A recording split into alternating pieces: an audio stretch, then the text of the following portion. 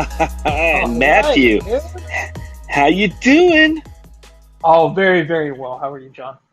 Dude, dude, we are an hour and a half away from the NBA Finals, and the Suns are in it. Like, I still cannot truly grasp what that means and how that feels. Yeah, I feel like we're in a dream. I mean, this is Yeah. July. It's basketball, which is weird, and then you have the Suns are in there, which is weird. I mean, how are you navigating all this, my friend?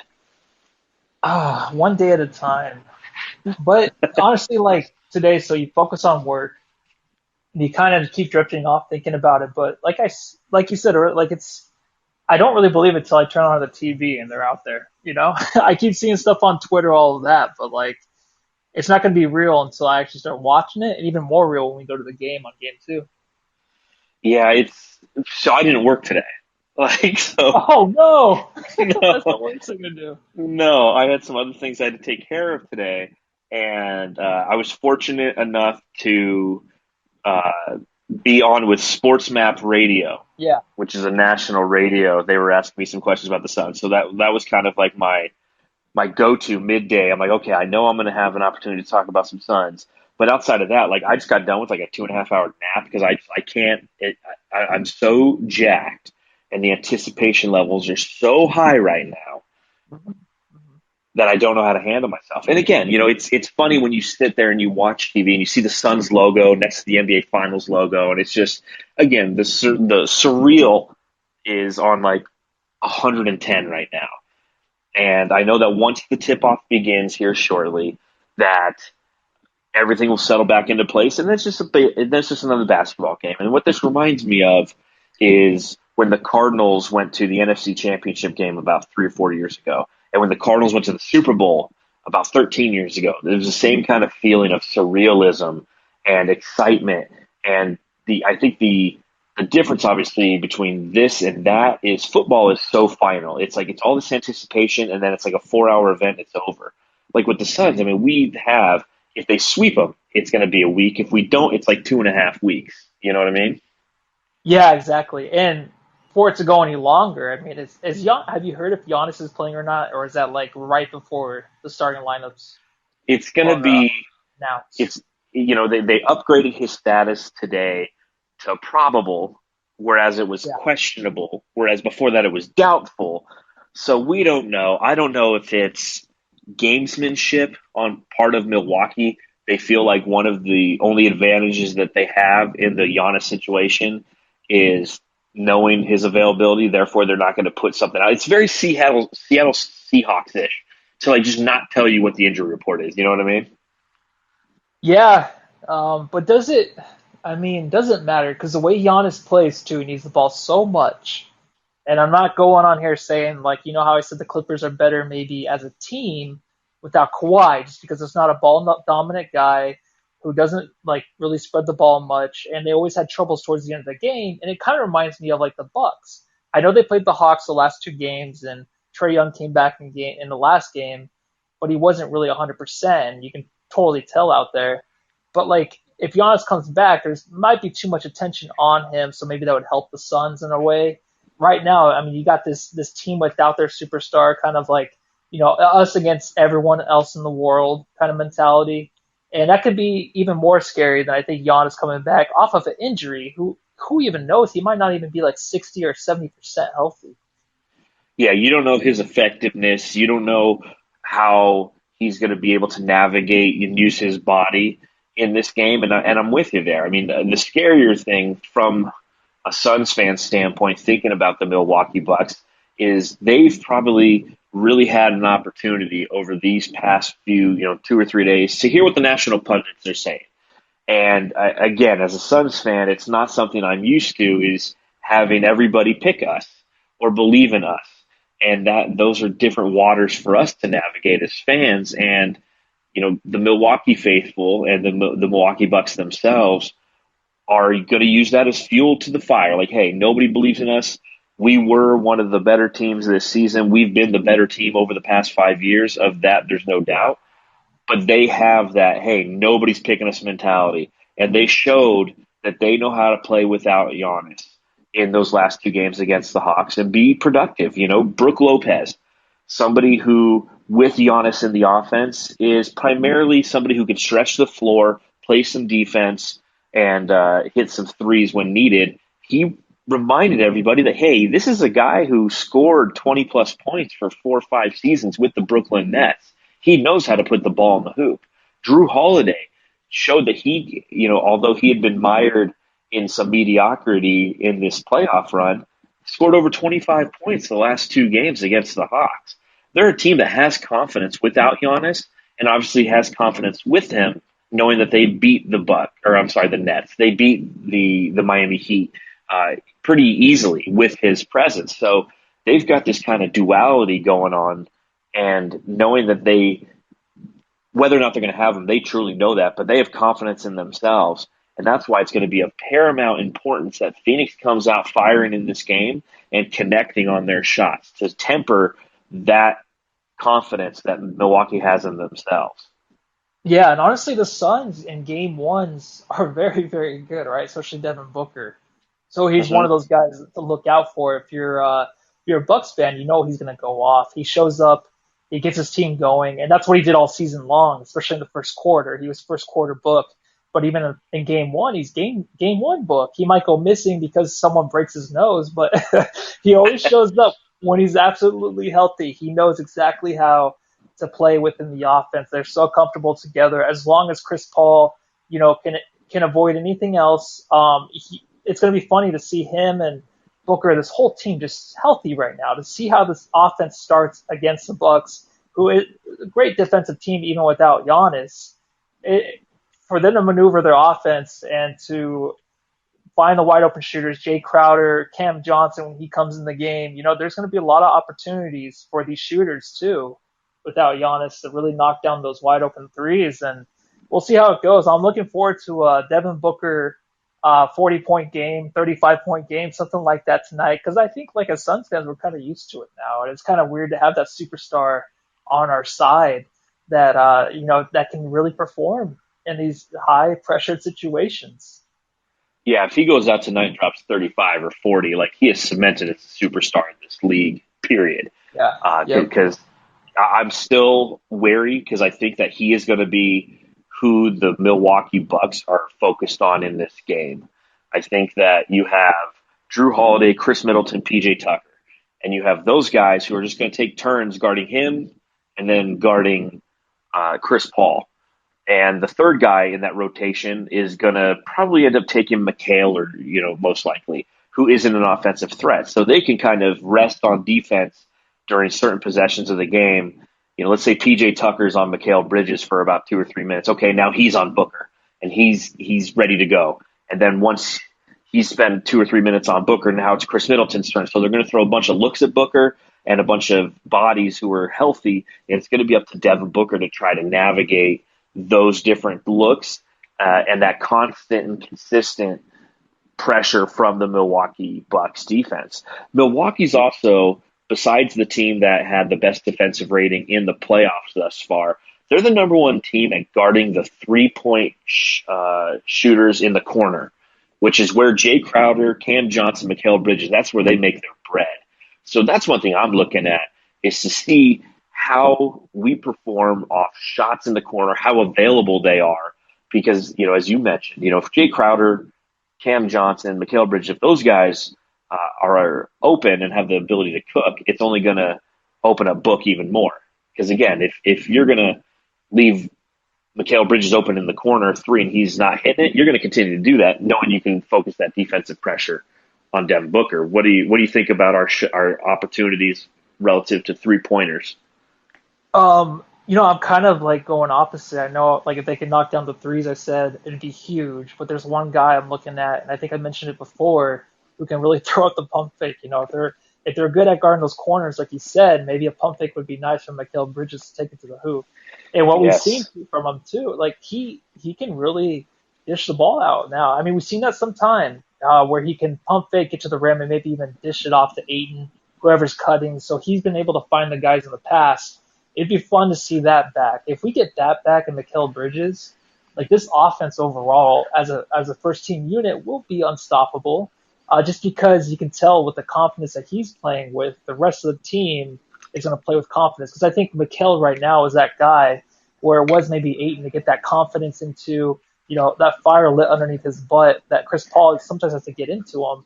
And I think Mikhail's like that last guy that just needs that confidence to go to the hoop. You don't have to shoot a three if some guy's coming at you. Just put it down on the floor and get to the rim. That's something I'm really looking forward to tonight. No, you're spot on with that, and that's true of Cameron Johnson as well. I wouldn't say Jay necessarily. Jay isn't known for really taking it to the hoop, but both of those guys can really start to increase their confidence and enhance their scoring ability if they just simply pump fake because they're so quick. And with Mikal Bridges, I was listening to another podcast last night, and they were really starting to go into that conversation of what do we do with Mikal in the off season. And my pushback on that is, well, we're not in the off season yet, thank God. We're in the NBA freaking finals. So let's have that conversation after the finals. But Mikal is somebody who just hasn't necessarily had it this postseason run. He's had a couple games where he's had decent scoring. I know that in the Lakers series, he had a couple really good spots in third quarters where he put together points when no one else seemed to have the ability to put together any points. And I think that that was valuable. And I think that, against the Nuggets, he did the same thing when they were ISOing him with Michael Porter Jr. on him. He had the ability to go around him and do what he wanted. And it's up to him to really kind of seek that offense in this series because it will be there. He will have the opportunity to have some open shots and have the ability to take it to the basket. It's just a matter of him having the confidence necessary to do so, right? Yeah, and honestly, this team doesn't really lack that too much. I think, especially in game ones, they're going to come out firing, like you said. However, it goes in the first half, and I'll mention it again, like I said, I think last pod, like if this team can just keep up with this first team of the Bucks, I mean, not keep up, but just keep that little minimal lead, and then the second unit can just come in and play like they've been playing, fully healthy. Nader himself, I guess, he's going to get minutes. If they can come in and just execute, I mean, this series will probably be a wrap sooner than later. I think absolutely, like this bench has something that we've never had here in Phoenix, just like the defense, even the rebounding, even though we are undersized, it's been a lot better lately with the team rebounding.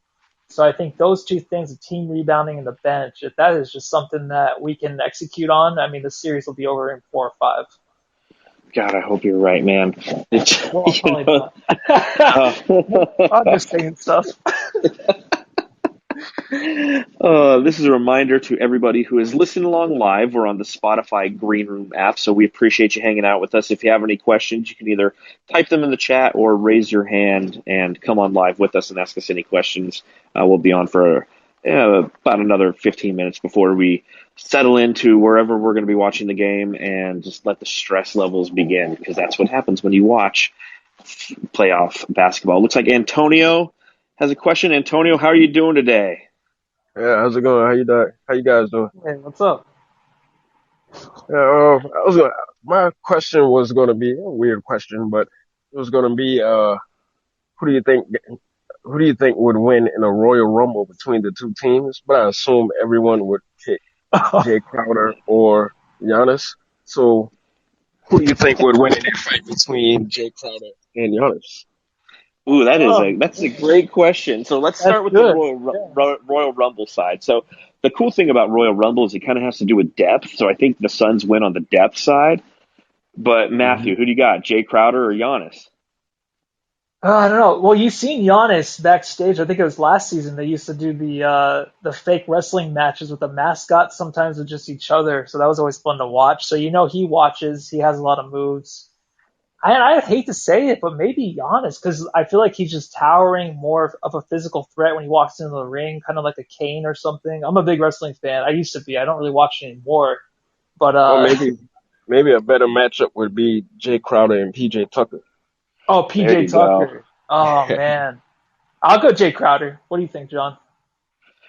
I don't know, man. This is tough because I think if it was like Royal Rumble wrestling style, like the Bucks have more guys who would make better wrestling characters, right? Like PJ Tucker would be great. Chris Middleton, he looks like a guy in like WWE. Drew Holiday, he's another physical presence, where I feel like the Suns are more of a finesse team. Like DeAndre Ayton, Devin Booker, we're more finesse than we are physical. So you put us in a ring with the Yeah. Bucks, I think just across the board, they might end up winning.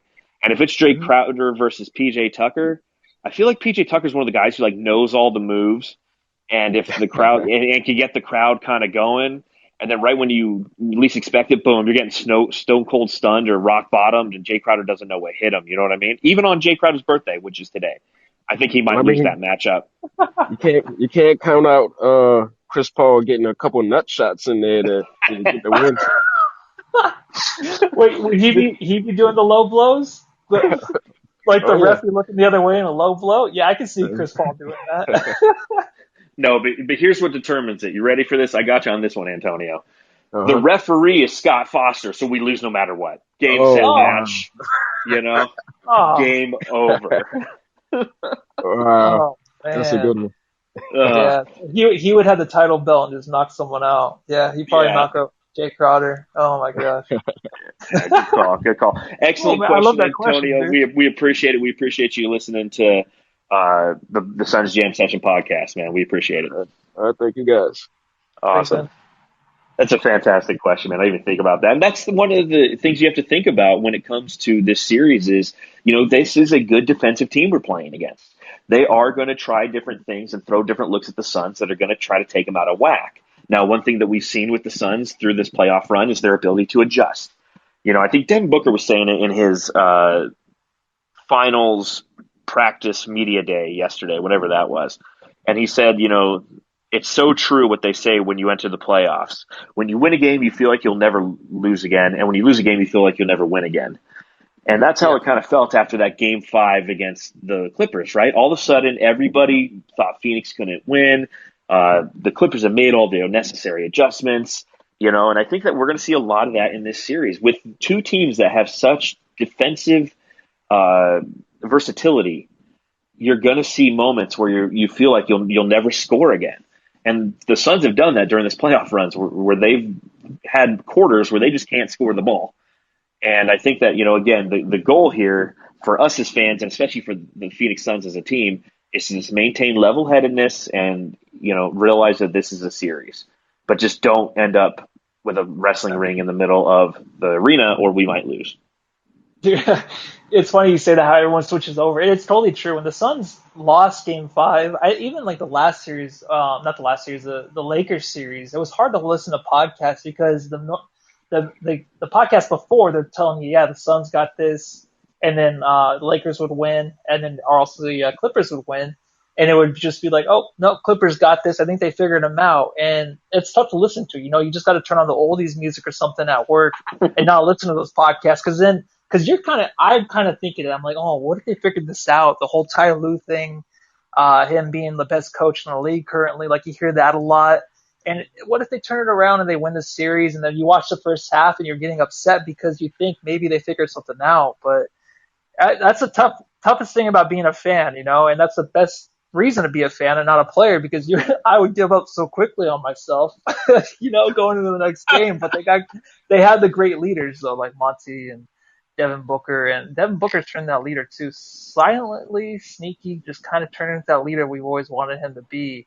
And he's gotten that a lot from Chris Paul, so they have someone to believe in, definitely. So, I don't know, man. I could see that being a thing. I mean, if the size kind of shows up against the Suns and Giannis comes back and looks great, it's like, oh, this guy was a two-time MVP. Remember that? Everyone wrote him off, but now he's back. He's gonna Precisely. win this series. So I could see that happening a lot. But I trust the Suns team for sure to win the finals, which is Well, crazy. yeah, it's all those national narratives are going to be occurring all the time. It's going to be real easy to fall down those rabbit holes of desperation if we don't win a game. Like if we go out and we lose this game, which is completely possible. There's two teams playing today, and the Suns are one of them. They have a 50-50 chance to win it, right? They either win or they lose.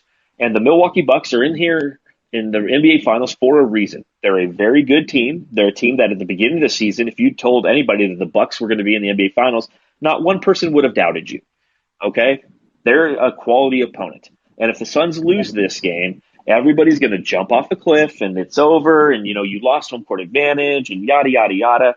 And the only thing that I want to remind all of our Jamsters who are listening to this podcast, whether you're listening along live right now with us, or if you're listening to this on Bright Side of the Sun Podcast Network, or if you're one of our elite Jamsters and you're watching the YouTube version of this, which we release only to our elite Jamster community, don't fall prey to those narratives. Remember who this team is, okay? This team, your Phoenix Suns, is a team that has been absolutely fantastic on the road. They're a team that had the best road record in the NBA, okay? They're a team that since January 28th are 43-13. They are 27-11 against winning teams. They're 25-12 in the clutch. All of those statistics that are either the best in the NBA or the second best in the NBA. So even, if they lose, the narrative, like you said, oh, Giannis, oh yeah, two-time MVP. How can we write him off? Oh, Drew Holiday, what a great signing that was. It's going to be a ride that we're all about to depart on. We're getting ready to set sail on the USS NBA Finals. And we have to follow the leader. And the leader is Chris Paul. Chris Paul is somebody who's, no matter what, going to have this team ready. Chris Paul is somebody who has been waiting his entire career to get here. Chris Paul is on a team that has been molded in his image, where all of the players respect and revere him and will do anything to assist him in writing that chapter in the book in which it says Chris Paul is a NBA Finals champion. So I think that no matter what happens in game one, as frustrating as it might be if we lose, or as jubilant as it might feel if we win, we have to stay level-headed and take it just simply one game at a time. Yeah, and I have to go back to you and Flex. Last time Flex was on the pod, you thought this Bucks team, tell me if I'm wrong, even with Kyrie, James Harden, and Kevin Durant, when they were healthy, didn't you guys pick the Bucks to beat them in that series? I did, because I figured somebody would get hurt. I mean, Okay. yeah, and I believe in this Bucks team, though. I mean, both of those reasons. Both of these teams have been healthy the majority of the season, and there's a lot of positive things that happen from that. They know who they are. They know how to play together. They know how to play together on both ends of the ball. They trust in each other. All of those things come together.